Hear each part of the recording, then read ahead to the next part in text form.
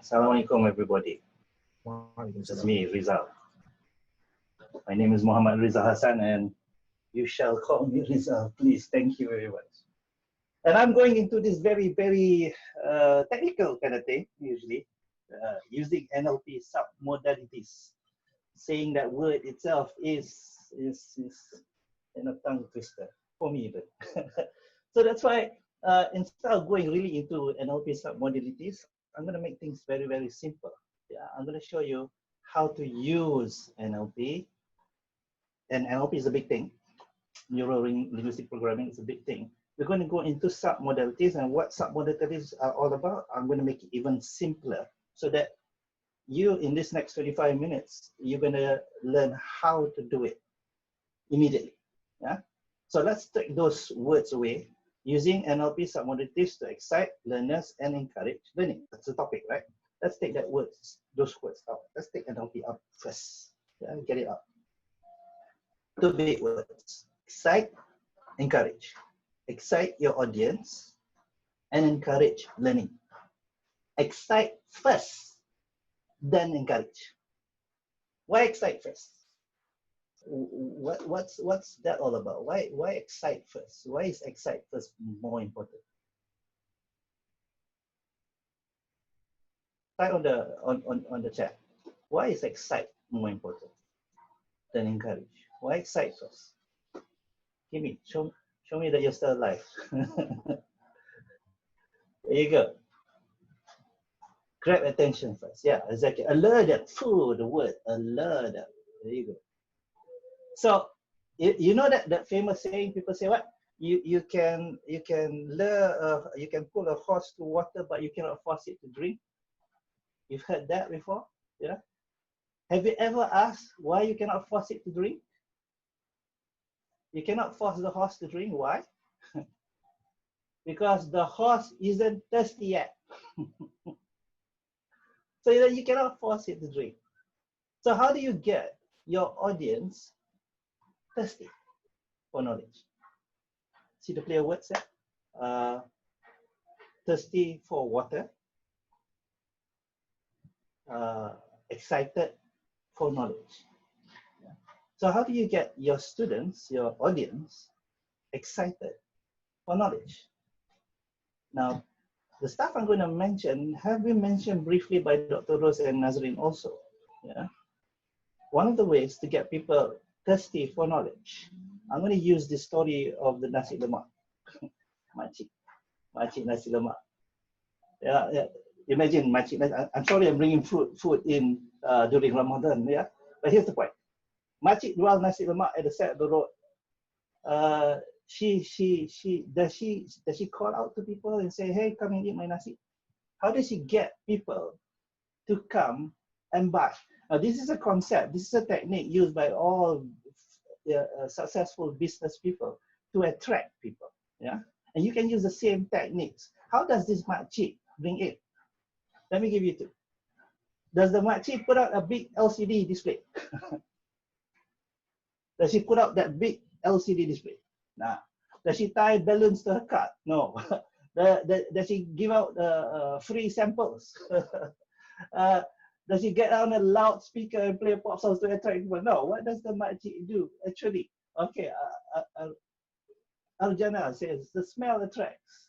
The beautiful sambal, yes. Okay, this is what the makcik does.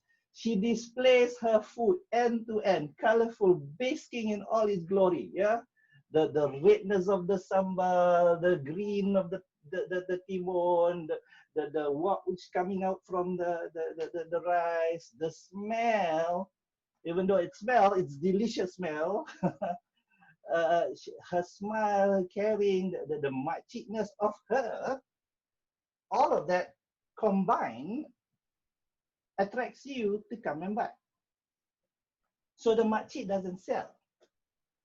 The makcik only makes her product, herself, so interesting, so exciting that you choose to buy.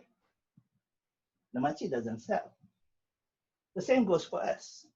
People who deliver knowledge, people who present knowledge. Yeah, we don't teach. we make our subject matter, the thing that we want to share with our students so exciting that the students choose to learn. And when I say so exciting, from the visual sense of the word, auditory sense of the word, kinesthetic sense of the word, the whole gang. You put it all together. This is what Dr. Rose was mentioning, getting the environment right, designing the whole environment right. It's not just about getting those slides up on screen. No, it's not just putting those few videos saja. It's a whole combination of stuff to make it an experience, as Dr. Rose mentioned. Learning is not a process. It is an experience which has smell, which has sight, which has hearing, which has everything combined, put together. When we say combine, put together, all everything, what? This is where the NLP submodalities come in. It's about talking about visuals and auditory and kinesthetic and olfactory and gustatory and audio digital. Now let's test how much you know about visual. When I say visuals, when you're presenting, you must have your visuals. What crosses your mind? Put it on the chat box. What crosses your mind? When I say visual. Slides, yeah, thank you. Pictures of slides, yeah, very good. Images, fonts, colors, yeah, very good. How about props? Yeah, for example, my Elmo, that's a prop, that's a visual, yeah. There you go. Sensual Elmo, this is Zaid. All right, how about auditory? Auditory. When I say auditory, what crosses your mind? Sounds, very good. Voice, scream, yeah. Music, very good. And we talk about music, there's a whole genre of music, yeah. Yeah, you can choose from. Music with words, music without words, sound effects. There you go. How about jokes? Jokes are also come under this category of auditory. How much have you really scripted, things that you want to fit in, that joke, that punchline that goes in there, yeah? Like when I was saying, you cannot pull a horse, you cannot force a horse to drink wine. Punchline is because the horse is not thirsty yet. See? Kinesthetic. What crosses your mind when I say kinesthetic? Nazri Bunny game, yeah, that will be remembered forever. Touch. When we talk about kinesthetic, it's not just about touch, it's also about movement. Getting people to do stuff. An assignment is a kinesthetic. Lawatan sambil belajar is a kinesthetic activity. Get them to jot down, write down something, that's a kinesthetic activity. A discussion, that's a kinesthetic activity. Olfactory is about smell. How can you relate smell into your programs? What would you do? What would you do? Smells. Think of it. Think about it. Really. Smell. When once upon a time ago, when we still had classes, when I was doing it with as an activity, I said, smell the person next to you, and everybody would turn it. There you go. Yeah, the thing is, getting a breath of air is to switch on the olfactory. Yeah. So as you say, all right, as we're going to start the class, how about everybody breathe in, for example? Or as you go through the class and then suddenly you pause and say, okay, we've been on screen for a long time. How about everybody just breathe in and then breathe out? Breathe in, there you go. You're switching on the olfactory. Yeah. Gustatory. Audio, gustatory is all about taste. Yeah. Ramadan, yeah, we'll take that out. But you can also use like words like delicious, splendid. Words like that already will help. Yeah? Watch cooking shows, and you'll get a whole vocabulary of gustatory words. Yeah. And audio digital. When we talk about audio digital, orang Melayu kita audio digital is suara hati. Yeah, other words is like gut feeling, intuition. This is audio digital. What are audio digital activities? Something that the audience can do by themselves, alone. There's a lot of internalization kind of thing. Yeah, they feel for it. It's more internal. Yeah, So for example, you show them about a certain theory of the thermodynamics, for example, and then you ask, okay, how would thermodynamics be useful for you at home, for example? And they go, they start to think. That's an audio digital activity. Yeah? So again, it's about switching on all these senses, and you're planning it in, you're designing it into your learning plan. So as you're presenting your material, as you switch on all this, you get the mind excited. Yeah. For example, there you go. We must always understand information which is outside. Once we get into our brain, how does all this information which is outside our brain gets into the brain? Write an answer on the chat box. How does all this information? Through the senses, Zaid. Very good. Through the senses. And how many senses do you have? I should show you those pictures. How many senses do we have? 6. There you go. So here's the point. The more senses you switch on, you excite, the faster the knowledge goes in. If you only show videos, if you only speak and talk and talk and talk and talk and talk and talk, and the slides is just one slide, but you're talking all the time and talking monotone, then what happens is all that information that wants to get into the brain, it goes, for example, if you're talking all the time, it goes only through the ears, and there'll be a traffic jam there. So you want to get all the senses switched on as much as you can, so the knowledge gets into the mind faster. Make sense, yeah? How many of you, whatever I just said, does that make sense? Say why. I mean, yes. Yes, as in why. Type there, why. Make sense? All right. So let's continue. Now look at the dynamo. Not dynamo. Nadzrin, what's the word? Those tiles that you click. Chevron? No, you put the tiles and then the tiles will... Dominoes. Domino. Not dynamo. Domino. Dynamo is Dr. Ma'an's word. Nak kena basuh baju hari ni. Look at this knowledge dominoes that I'm going to show you. Right? You get the information. When you want to get the information into people's heads, you activate the mind to make things exciting. You activate the mind by getting the mind excited. And when the mind is so excited, it starts to get fun. Yeah? We all know that famous saying, emotion drives behavior. When you're excited about something, it drives you to get there. Yeah? Now, when we talk about emotion, I remember when Dr. Rose was speaking and somebody was asking, how about a negative experience, negative feeling? Will it affect? Of course it affects. The thing is, whether the emotion is positive or negative, it's okay. Yeah? At least they have emotion. Rather than you have a classroom of people who are all zombies and they don't feel anything. And if they don't feel anything, I doubt they're going to do anything about it.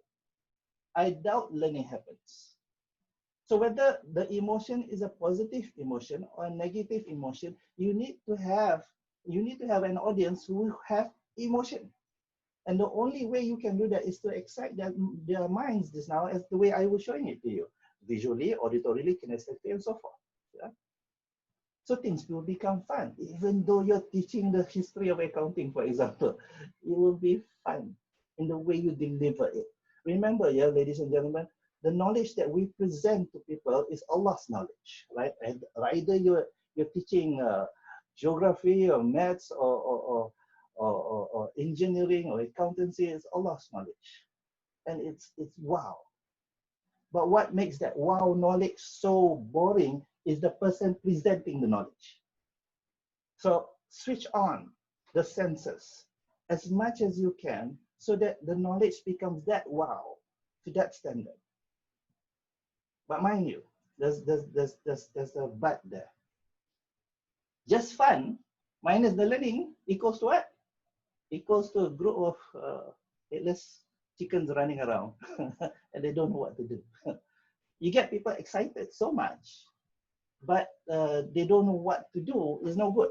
Yeah, because I've seen so many trainers, either online or even offline, live, and they present their material, and everybody is so happy because of the jokes, because of the videos, because of the activities. But at the end of the whole session, when you ask the audience, what did you learn? And they said, we don't know, but it was a lot of fun.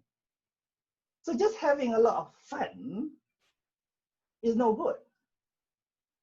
You must start to funnel people in. Funnel people into the learning that you want to anchor into their heads. There's a difference here between information and knowledge. Yeah.